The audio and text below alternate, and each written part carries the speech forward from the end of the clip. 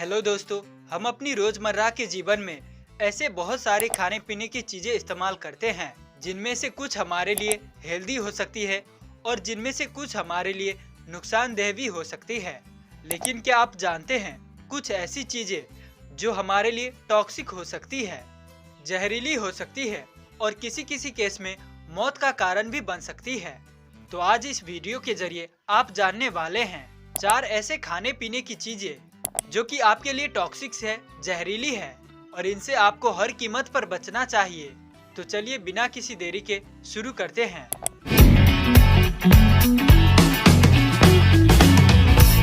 तो 4 चीजों में सबसे पहला नंबर में है कच्चा राजमा, यानी कि ऐसी राजमा जो कि पूरी तरह से पकी ना हो। राजमा में दोस्तों लेक्टिन होता है और लेक्टिन दोस्तों जो कि टॉक्सिक सब्सटेंस है, जो कि हमारे अंदर बहुत सारे अलग अलग तरह के टॉक्सिक लक्षण पैदा कर सकते हैं, जिनमें से कि बहुत ही कॉमन है एब्डोमिनल पेन, नोजिया और वॉमिटिंग और एक्सट्रीम केसेस में डेथ। लेक्टिन दोस्तों जो कि राजमा के अंदर पाया जाता है, ये पकने के बाद पूरी तरह से खत्म हो जाता है। तो आमतौर पर हम जो पकाते हैं तेज आंच पर राजमा को, तो उसकी वजह से ये सब्सटेंस खत्म हो जाते हैं और हमें कोई नुकसान नहीं होता। लेकिन अगर किसी कारण से राजमा पूरी तरह से नहीं पक पा रही है या कच्ची ही हम उसे खा लेते हैं, तो इसकी वजह से बहुत सारे सीरियस साइड इफेक्ट देखने को मिलते हैं। कुछ केस स्टडी हो चुके हैं राजमा के ऊपर, जिसमें पाया गया है कि सिर्फ 5 से 6 दाने कच्ची राजमा को खाने से आपके अंदर बहुत ज़्यादा सीरियस साइड इफेक्ट हो सकते हैं, बहुत ज़्यादा सीरियस टॉक्सिसिटी हो सकती है। तो इसीलिए जब भी आप राजमा को पकाते हैं तो कोशिश कीजिए सबसे पहले उसे 1 से 2 घंटे भिगो दीजिए और उसके बाद तेज आंच में उसे तब तक पकाइए जब तक वो पूरी तरह से गल ना जाए और खाने लायक हो ना जाए। थोड़ी सी भी कच्ची अगर आपकी राजमा रह जाती है तो उसके अंदर ये लेक्टिन नाम का सब्सटेंस बाकी रह जाता है और ये आपके अंदर टॉक्सिसिटी पैदा कर सकता है।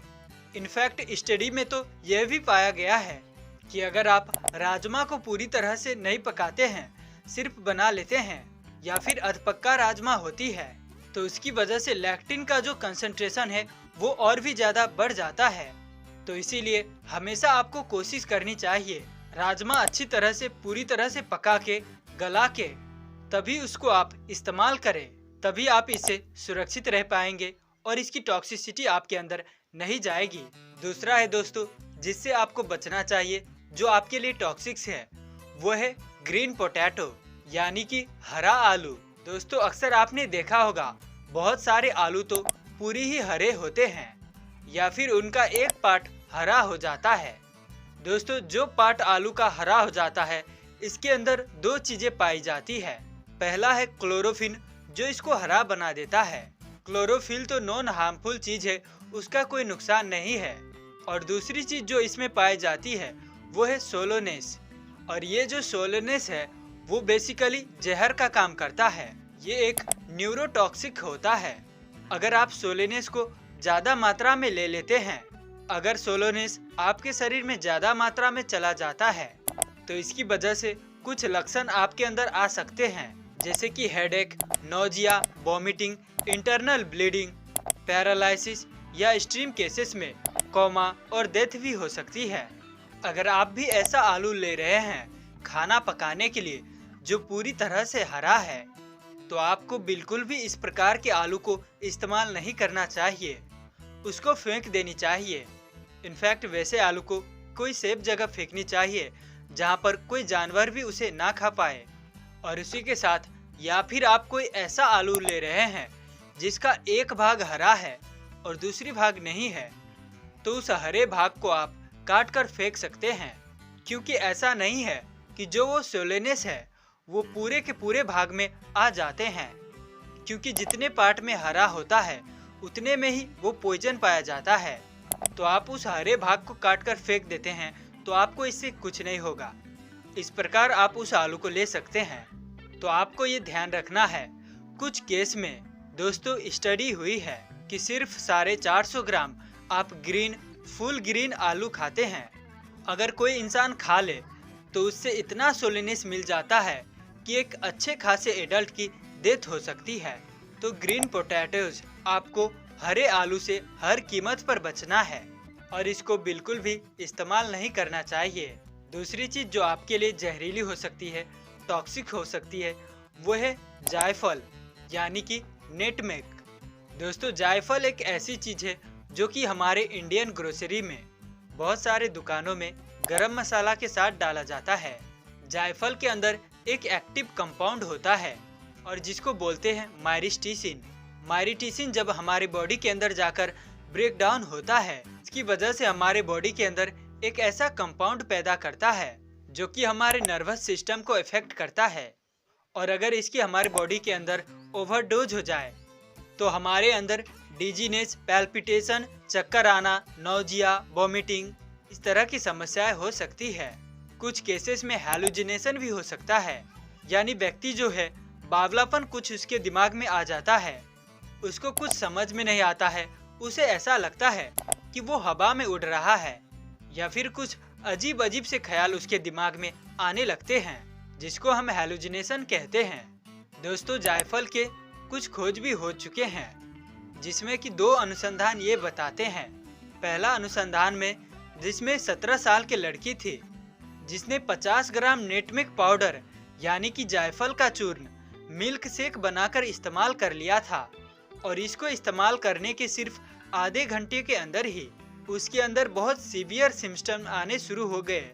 उसको हैलुसिनेशन होने लगा, डिजीनेस होने लगी, चक्कर आने लगे, वॉमिटिंग और नोजिया उसको होने लगी और बेहोशी के हालत में जब उसको हॉस्पिटल ले जाया गया, उसका इलाज होने लगा, तब उसके बाद पता चला, तब सबको पता चला कि ये लक्षण जो उसके अंदर आने लगे थे ये नेटमेग यानी कि जायफल के प्रयोग करने से हुआ था। एक और केस था जिसके अंदर 37 साल की एक लड़की थी जिसने सिर्फ 10 ग्राम जायफल का इस्तेमाल किया था। उसके अंदर भी इसी तरह के लक्षण देखे गए और यही कारण भी पाया गया कि नेटमेग के यानी कि जायफल के ओवरडोज के कारण उसको ये सब हो रही है। दोस्तों, नेटमेग की जो टॉक्सिसिटी है वो आपके अंदर 1 से 1.5 घंटे में आने लगते हैं और आपके अंदर करीब 8 से 10 घंटे तक रहते हैं। वैसे हमारे भारत में तो दोस्तों जो हम नेटमेग का इस्तेमाल करते हैं यानी कि जायफल का प्रयोग करते हैं वो एक मसाला के तौर पर करते हैं और थोड़ी थोड़ी मात्रा में करते हैं। गरम मसाला में बहुत कम ही जायफल दिया जाता है और जो सब्जी के साथ होता है तो वो सब्जी के साथ में और थोड़ा होता है तो वो डाइल्यूट हो जाता है और हमारा शरीर उसे पचा लेता है। लेकिन जब हम इसको ओवरडोज में ले लेते हैं या फिर ज़्यादा वैसे ही चूर्ण ले लेते हैं या फिर इसको अलग से ही फाँकने लगते हैं तो ये हमारे लिए खतरा हो सकता है। दोस्तों, चलिए अब बात करते हैं चौथी और आखिरी चीज जिससे आपको बचना चाहिए, वो है ब्राउन राइस। जी हाँ, ये आपके लिए थोड़ा सा अटपटा हो सकता है कि राइस में भला क्या टॉक्सिसिटी हो सकती है। अक्सर ब्राउन राइस बहुत ही ज़्यादा हेल्दी माना जाता है कि ये काफ़ी ज़्यादा अच्छी चीज़ है और आपको रेगुलर इस्तेमाल भी करनी चाहिए। बेशक ब्राउन राइस आपके लिए बहुत ज़्यादा हेल्दी होता है और सेफ भी होता है, लेकिन अगर आप इसका गलत तरीके से इस्तेमाल करते हैं तो ये आपके लिए जानलेवा हो सकता है। तो अब जानते हैं ये आपके लिए कैसे टॉक्सिक हो सकता है। देखिए, जितने भी राइस होते हैं इसके अंदर आर्सेनिक कंसंट्रेशन काफ़ी ज़्यादा पाया जाता है। आर्सेनिक जो कि एक बहुत ही टॉक्सिक सब्सटेंस होता है और बहुत ही डेडली हो सकता है, जो कि हमारे लिए कार्सियोजेनिक हो सकता है, यानी कि हमारे बॉडी के अंदर जाकर ये कैंसर पैदा करने का काम करता है। अब ये समझते हैं चावल में आर्सेनिक आता कहाँ से है। तो देखिए, जब चावल उगाया जाता है, जब खेती होती है तो उस दौरान बहुत तरह के पेस्टिसाइड्स, फर्टिलाइजर और दवाइयाँ मिलाई जाती है ताकि चावल के अच्छे से ग्रोथ हो, कीड़े उड़े ना लगे। लेकिन इन सभी प्रकार के फर्टिलाइजर में, पेस्टिसाइड्स में, दवाइयों में बहुत सारे आर्सेनिक होते हैं और राइस में खास क्षमता ये होता है कि राइस ज़्यादा आर्सेनिक को ग्रहण करता है। वैसे तो सभी अन्न में, सभी बाली में केमिकल फर्टिलाइजर, दवाइयों का इस्तेमाल किया जाता है, लेकिन राइस में आर्सेनिक को एब्जॉर्ब करने की गुण ज़्यादा होती है। तो अब सवाल आता है कि हम आर्सेनिक से बचे कैसे, इसकी टॉक्सिसिटी से कैसे बचे। तो इसके लिए पहली चीज़ तो आप ये कर सकते हैं कि आप जब भी चावल को पकाएं तो उस चावल को साफ पानी में, बिल्कुल प्योर पानी में भिगोकर 1 से 1.5 घंटा रख दीजिए और जब उस चावल को पकाने का समय आए तो उसे 4 से 5 बार खूब मलमल के अच्छे तरीके से धो ले। इससे क्या होता है कि काफी हद तक चावल से आर्सेनिक का वो गुण कम हो जाता है। और दूसरी चीज आप ये कर सकते हैं, ब्राउन राइस और व्हाइट राइस को अलग कर सकते हैं, क्योंकि व्हाइट राइस की तुलना में ब्राउन राइस में ज्यादा आर्सेनिक पाया जाता है। व्हाइट राइस प्रोसेस्ड होकर आया होता है तो उसमें आर्सेनिक कम होता है। तो इस तरीके से अच्छे से धोकर साफ से सही तरीके से आप अगर ब्राउन राइस का इस्तेमाल करते हैं तो इससे ज़्यादा इफेक्ट नहीं करता है।